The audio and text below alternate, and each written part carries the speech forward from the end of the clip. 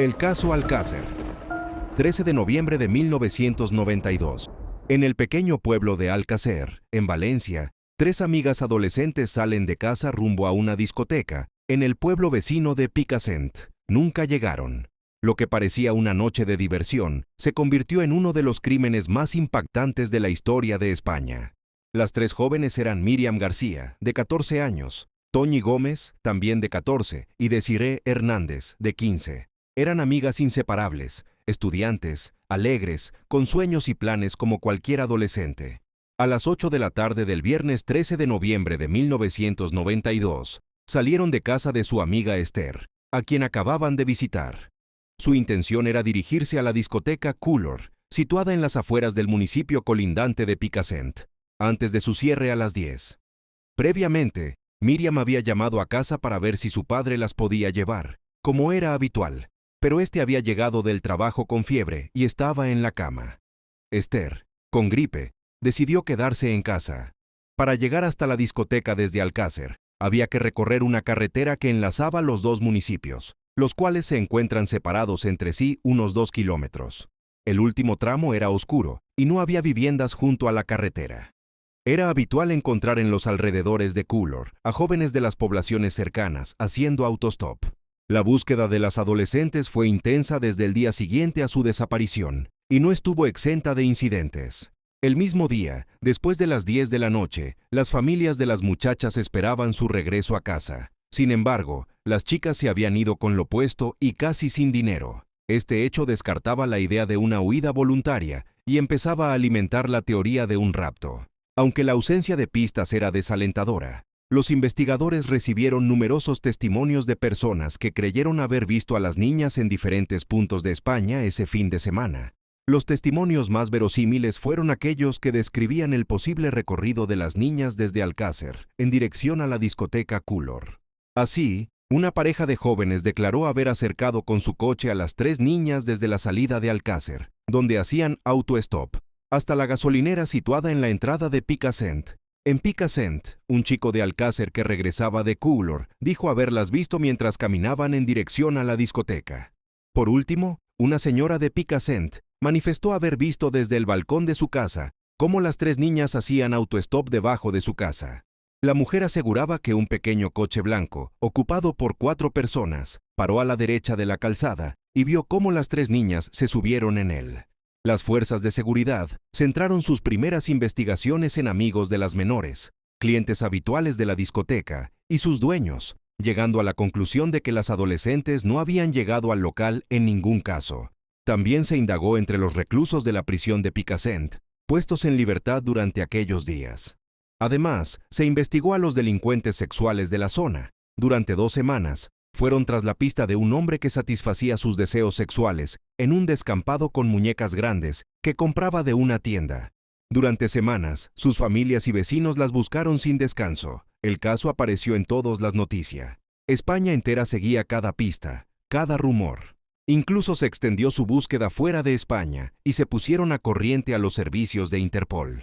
El miércoles 27 de enero de 1993 por la mañana, un apicultor de 69 años y su consuegro subieron al monte a revisar unas colmenas de su propiedad. El lugar, conocido como Barranco de la Romana, es un paraje montañoso en el término municipal de Tous, a unos 12 kilómetros al norte del pantano de Tous y unos 50 al suroeste de la ciudad de Valencia. A las 10 de la mañana, en las proximidades de las colmenas, los apicultores descubrieron un brazo humano medio desenterrado que llevaba un reloj de gran tamaño en la muñeca.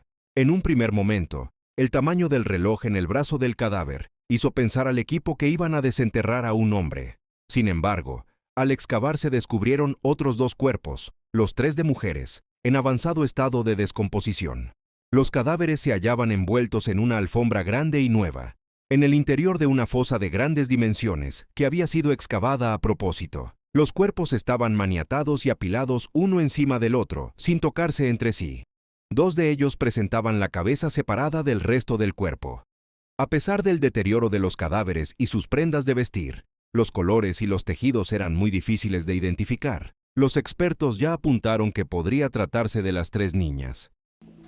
Como les decíamos en titulares, se espera que a media tarde se conozca oficialmente el resultado de la autopsia practicada en los cadáveres de las 3 niñas encontradas ayer en las proximidades de la presa de Tous.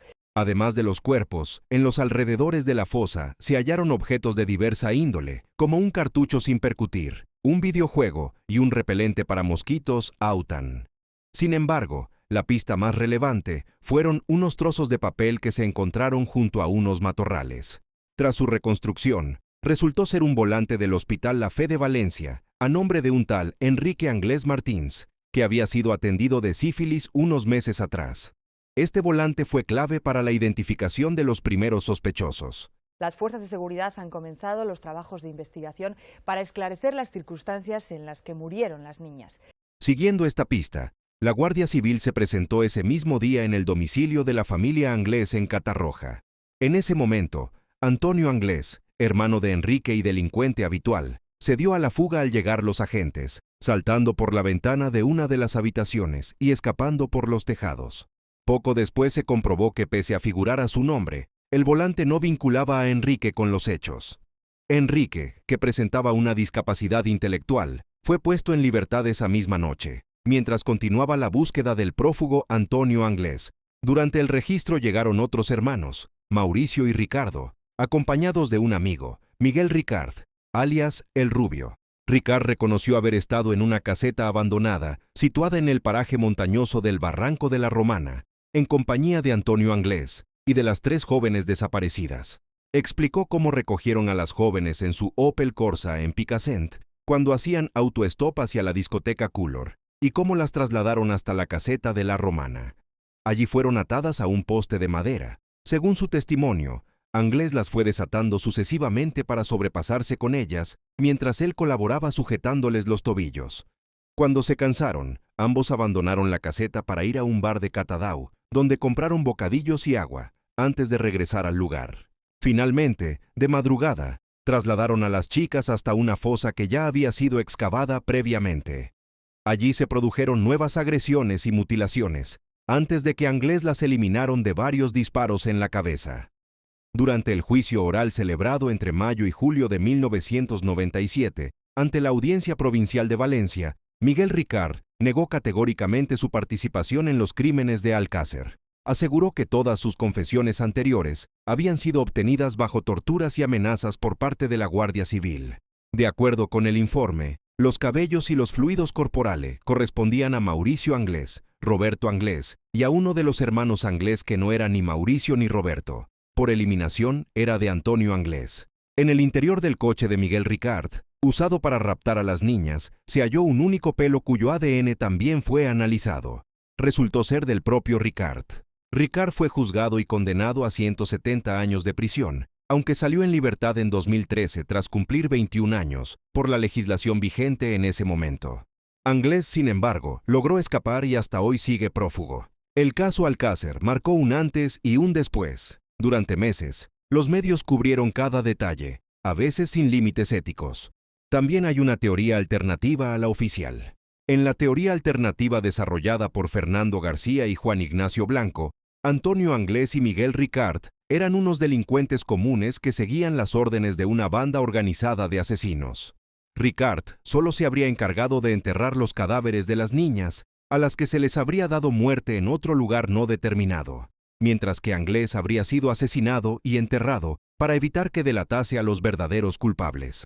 En esta teoría, la banda criminal estaría dirigida por políticos y empresarios con mucho poder que se dedicarían a la grabación de vídeos snuff a cambio de grandes sumas de dineros. Más de 3 décadas después, el caso Alcácer sigue siendo un símbolo del dolor y del debate social sobre justicia, medios y seguridad. Antonio Anglés continúa desaparecido.